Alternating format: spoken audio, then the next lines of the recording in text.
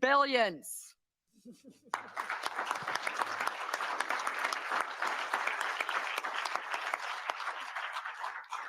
But we're really up against a lot.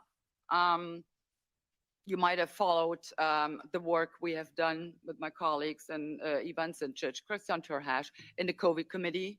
And despite everything we shed light on, despite all the lies, despite all the false narratives, despite all the misinformation we uncovered and actually forced them to having to admit to, despite all of that, they are still determined to pull through with their plan. We just reviewed the draft report of the COVID committee, and in this report, I can tell you, every single lie is being repeated. They do not stop. One example, the report is 56 pages long, contains 4,480 words. How many times do you think the word adverse side effect is mentioned? How many times? One single time, but not in the way you think it is. Make no mistake. I will tell you what it says. The committee requires the member states, the EU Commission, and the manufacturers of these mRNA injections, well, it doesn't say that there, but requires them to more clearly communicate adverse side effects in an orchestrated, concerted kind of way in order to, and that's the point they're trying to make, in order to prevent the spread of disinformation and fake news. That is what they're after. It's not about the adverse side effects. That is just one example in this report. Like I said, every single lie is being repeated. And as I have been saying, and unfortunately it turned out to be true, this whole COVID madness, this so-called pandemic, it was just a test balloon, a gigantic test balloon. Well, for what, you ask? Well, to see how far they could go, to see what exactly they would have to do to get free individuals in a free and democratic society to consent to being forced into compliance. That's what they were trying to establish. That's what they were trying to figure out. And they have figured it out. Trust me, they are much smarter now. The goal ultimately is to transform our free and democratic societies, into totalitarian societies. Their goal is to strip each and every one of us of our fundamental rights of freedom, democracy, the rule of law. They want to get rid of all of this. And they're robbing us of our identity, whether it be our national identity, our cultural identity. They won't even stop to rob us of our sexual identity. The very core of who we are, they don't even stop there. This whole COVID thing had never anything to do with public health. It never had anything to do with breaking waves. It always had to do with breaking people in order to make us a part of a mindless, malleable mass, which they can totally control, and we will be completely dependent upon this globalitarian elite. That's what they have in store for us. You're sitting in the EU Parliament, but you can take any kind of international governing body or organization. It is no longer by the people, for the people. From now on, it will be by the globalitarian elites, for the globalitarian elites, and nothing else.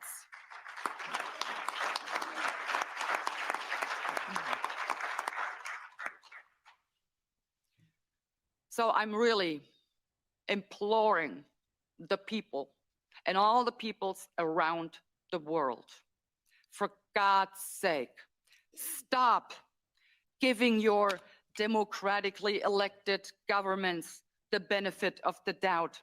They are not deserving of that. They are not. Stop rationalizing whatever your government is doing. Stop rationalizing and come up with some good intentions. They have no good intentions. Never. As I said before, in the entire history of mankind, there has never been a political elite concerned about the well-being of regular people. And it isn't any different now. Why should it? Stop giving them the benefit of the doubt. Because I can tell you, you cannot comply your way out of a tyranny.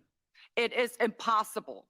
Trying to do so, you will only feed a gigantic alligator in the hopes of being eaten last. But guess what? Your turn will come, and then you will be the one swallowed up. I also have to ask the people, end your silence. Speak up. For God's sake, stop complying. Start rebelling. They're out to get you if you do not resist. I would also urge you to stop voting for those who inflict this psychological abuse on you, who mock you for their own good. And here and then, I think of a quote by Lenin, actually, no less. He once said, "It is true, freedom is so precious that it has to be carefully rationed." Lenin. And that's what they're doing in this place, believe it or not, exactly that. And that's what's happening all over the world right now, especially in the Western democracies. Freedom are being carefully rationed.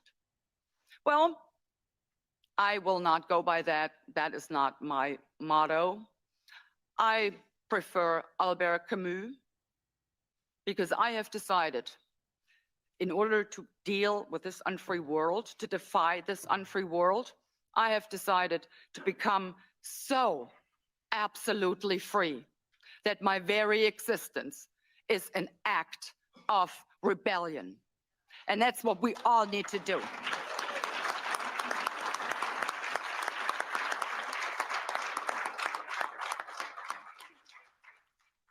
So I will continue to fight, and I'm sure my colleagues will continue to fight the globalitarian elite. I am determined to do whatever it takes to bring them down. They have us to reckon with now, and that's why they hate us so much. Because we bother them, we are a nuisance, we're annoying them, and we are exposing whatever they're planning for us. Sometimes it's not that much fun to constantly being accused of, just about everything and anything. But we can at least say, however this pans out in the end, at least we will not stand accused by our grandchildren to having stood by in silence. We will not have to justify to our grandchildren why we were followers. It's not us. We're not followers. We're critical thinkers, and we will expose all of that. So we will not have to answer to our grandchildren why this happened again, I might add, again. They haven't learned anything. But, and I'm convinced of that small fringe minority, it is so huge. Like I said, it's billions and billions of people around the globe. So the gaslighting, the psychological abuse, none of this will actually happen. And if I've come to realize one thing in these past 3 years, it is this: I'm an elected representative of the people, by the people, for the people. I represent your best interest. But I've come to realize my most important job actually is to break the psychological abuse, because this psychological abuse only works if there is no contradicting voices.